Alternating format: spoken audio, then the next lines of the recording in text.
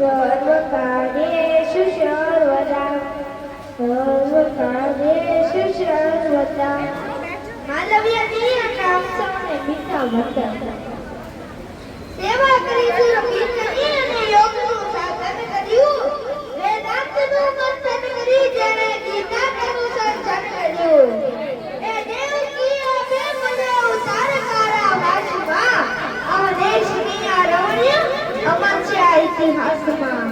અમ દેશની આ રમણીય અમર છે ઇતિહાસમાં ગણપતિ બાપાનો ઉત્સવ આ સરસ મજાનો ઉત્સવ આપણે 10 દિવસની પૂજા અર્ચના અને આરાધના કરીએ છીએ તો આજે મારે આપ સૌને સમક્ષ આપણો સાંસ્કૃતિક વારસો એવી શ્રીમદ ભગવદ ગીતા વિશે થોડાક શબ્દો રજૂ કરવા છે જીવનમાં શું કરવું એ રામાયણ શીખવે છે જીવનમાં શું ન કરવું એ મહાભારત શીખવે છે અને જીવન કેવી રીતે જીવવું ને એ શ્રીમદ ભગવદ ગીતા શીખવે છે નથી કીધું મેં કાનાને કે મારી મુશ્કેલીઓ મોટી છે નથી કીધું મેં કાનાને કે મારી મુશ્કેલીઓ મોટી છે મેં તો મારી મુશ્કેલીઓને કહ્યું છે કે તારા કરતા મારો કાનો ઘણો મોટો છે મેં તો મારી મુશ્કેલીઓને કીધું છે કે તારા કરતા મારો કાનો ઘણો મોટો છે શ્રી કૃષ્ણ કહે છે કે હે મનુષ્ય દુઃખી ન થા હું તારી સાથે જ છું હું તારી સામે નહીં પણ હું તારી આસપાસમાં જ છું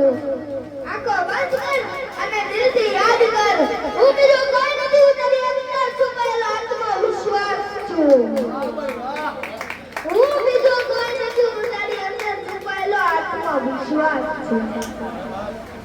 શ્રીમદ ભગવદ ગીતામાં 18 અધ્યાય અને 700 શ્લોક છે તેમાં પહેલા 4 અધ્યાયમાં કર્મયોગનો ઉપદેશ કરવામાં આવ્યો છે બીજા 4 અધ્યાયમાં જ્ઞાનયોગનો ઉપદેશ કરવામાં આવ્યો છે અને ત્રીજા 4 અધ્યાયમાં ભક્તિ યોગનો ઉપદેશ કરવામાં આવ્યો છે તો આવા જરા શ્રીમદ ભગવદ ગીતાના ભગવાન શ્રી કૃષ્ણના મુખેથી બોલાયેલા થોડાક શ્લોક આપણી સામે રજૂ કરવા છે પહેલો શ્લોક ધર્મ ક્ષેત્રે કુરુક્ષેત્રે સમવેતાયુઃ સવા મામકાઃ પાંડવા જૈવ કિમકુર્વત સંજય બીજો દુષ્ટવાતુ પાંડવા નિકમ્યુદા દુર્યોધનસ્તદા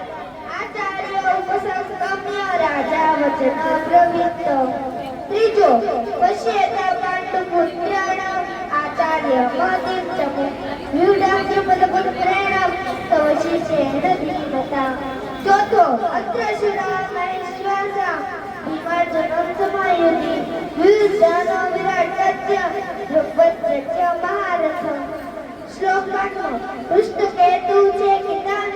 કાશી રાજ્ય વીરવાન ગુરુજીત કુંતી ભોજન્ય ચૈવ્ય દુર્ભુક્ત આવા તો ભગવાન શ્રી કૃષ્ણે 700 શ્લોક બોલેલા છે ગણપતિ શ્રી કૃષ્ણને આ દુનિયાના સૌથી મોટા મોટિવેટર કહેવામાં આવે છે તેની વાતો જે સાંભળે છે